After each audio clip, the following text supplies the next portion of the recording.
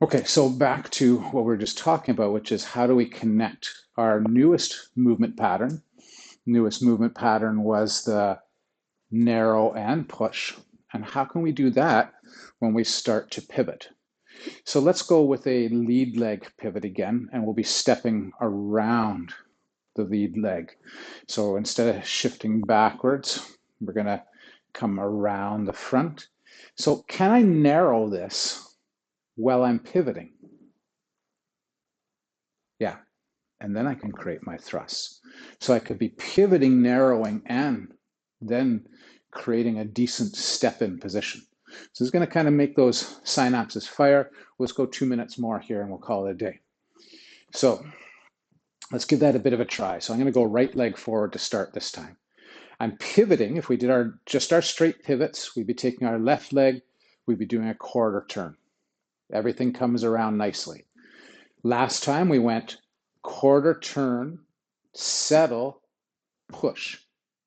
But this is going to make it a little bit faster.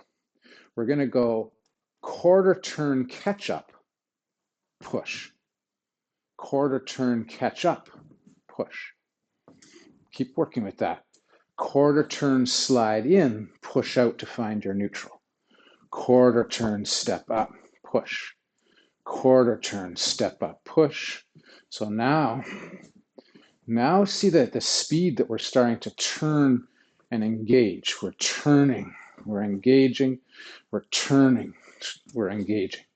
Let's try that with the left leg forward now. So we'll be over here on the left leg. We're still going to pivot around the left leg by bringing the back leg in an arc.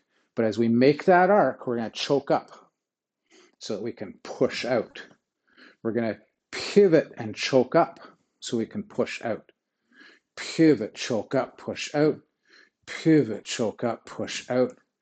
Pivot, choke up, push out. A couple more. Pivot and push. Pivot and push. Pivot and push. Let's do one last drill today. Last drill will be that we're going to step back and out a little bit. So I'm going to pivot. In this case, let's go for a back pivot because this is a good one to work this on, where I'm kind of shifting back, pivoting and pushing. So I'm going to change my pivot position slightly before the pivot. Pull in, pivot, push out. Pull in, pivot, push out. Pull in, pivot, push. See how it's the same movement? It's the same movement as doing this. Pull in, push back. Pull in, push back. But I'm making it difficult because I'm pulling in and then I'm creating a pivot point out of that. Pull in, pivot, push. Pull in, pivot, push.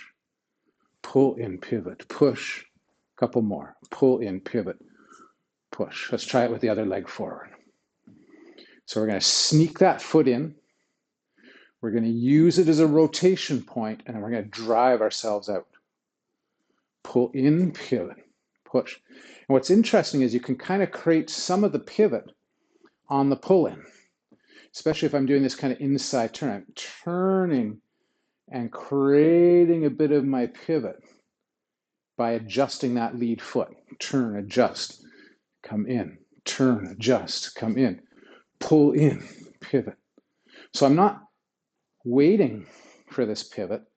I'm increasing my speed by just increasing my changes in the body to tighter circles earlier. I don't know if that makes any sense.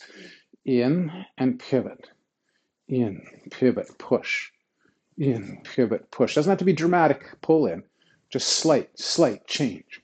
In, change, turn, push, in, turn, push. Okay, so that gives us a bunch of stuff to work on. Sorry, no arms yet, but boy, we're working on those legs. So how do we break it down to finish? We had push, catch up, push, catch up. We had catch up, push, catch up, push. And then we start to integrate that into some of our turns. So again, as I start to move and I'm pivoting, I can change. If I want to pivot on the back foot, but I want a tighter pivot, I can pull in that back foot, pivot on it. Right? So I'm coming around and then I can move and shift again. We'll break it down a little bit more next week, but we got to let it go for now. So thanks for training today. We'll talk to you all very soon.